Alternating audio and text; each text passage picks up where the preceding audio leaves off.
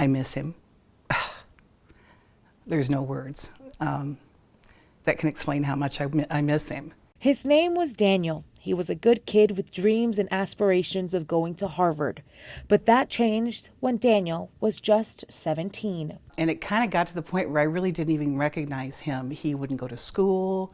He was staying up all night. He was saying really bizarre things. Daniel's mother, Susan Moreno, says she knew something was wrong. But at this point, he was undiagnosed. He did have jobs, but he couldn't keep them because they would let him go because I talked to this one boss and they said that in an hour's time he went on 17 cigarette breaks.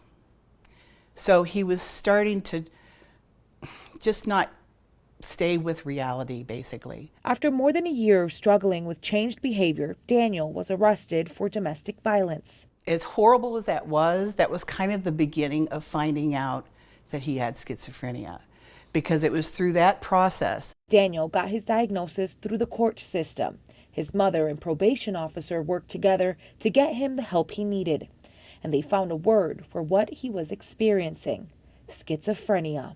There was a lot of voices and a lot of grandiose thinking. Thank God he was never violent. He told me that he was in communication with certain people on TV. He and Jon Stewart, who was on Comedy Central at the time, was like his best friend. He would say that he could hear people turn their radio on across town. 5 years after being diagnosed, Daniel was accepted into a 6-month program at the National Institute of Mental Health to be part of a study on schizophrenia. I talked to him that morning. He sounded really good. They had him on a new medication, and he seemed to be doing really well. And the doctors met with him that day, and they thought he seemed fine too. Daniel walked outside to smoke a cigarette and never came back. Nobody saw it coming, even some of the best doctors in the world. But my son had schizophrenia, and so we don't know what was going on in his mind.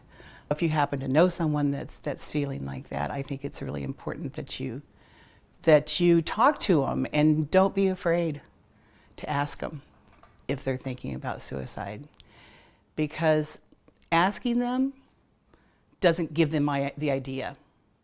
It actually gives them the permission to talk about it, and that's what they need. They need someone to talk to. They need someone that cares about them and supports them.